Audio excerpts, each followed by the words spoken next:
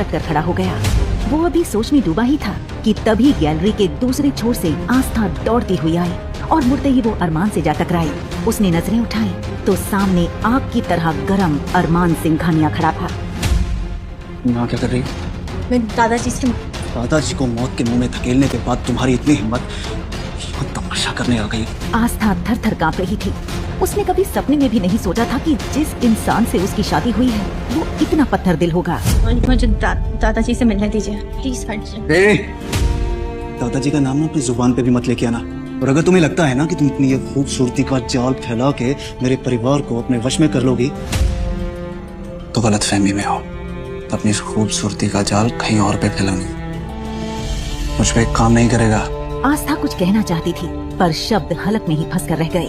तभी पीछे से देव की आवाज आई। बॉस, दादाजी को होश आ गया, वो आपसे मिलना चाहता। अरमान ने झटके से आस्था का हाथ छोड़ा और दादाजी से मिलने के लिए वार्ड के अंदर चला गया। अरमान जैसे ही बिस्तर के पास पहुंचा। अरमान बेटा, मैं जानता हूँ तुम ये शादी नहीं करना चाहते थे। मेरा आस्था इस घर की बहू है, मैं चाहता हूँ कि तुम इसे अपना लो। दादाजी, वो लड़की मेरी जिंदगी का हिस्सा कभी नहीं बन सकती। अरमान भाई, आप ये क्या बोल रहे हो? भाभी बाहर खड़ी। क्या भाभी?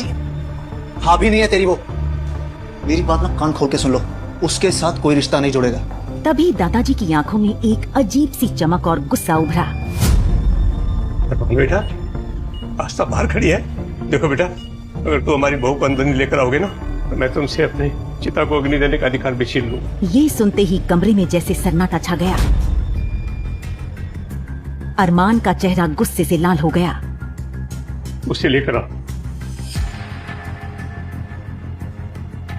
अरमान भाई होश में आइए। दादाजी अब आस्था भाभी से जुड़ चुके हैं। अगर आप उन्हें जुदा करेंगे, इस स्ट्रेस में उनकी जान भी जा सकती है।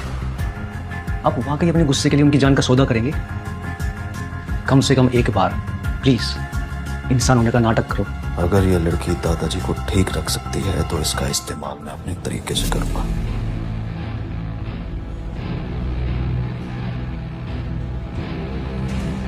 मानना पड़ेगा, तुमने आते ही मेरे घर की सबसे कमजोर कड़ी पे कब्जा कर लिया।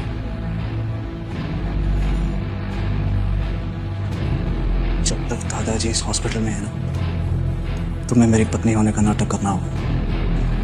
और अगर एक भी आंसू गिरा ना तो तुम्हारे पूरे खानदान को बर्बाद कर दूंगा मैं। ठीक करो अपना और अंदर चलो। आस्था ने किसी आज्ञाकारी बच्चे की तरह अपने आंसू पोंछे और अरमान के पीछे पीछे कमरे में दाखिल हुई।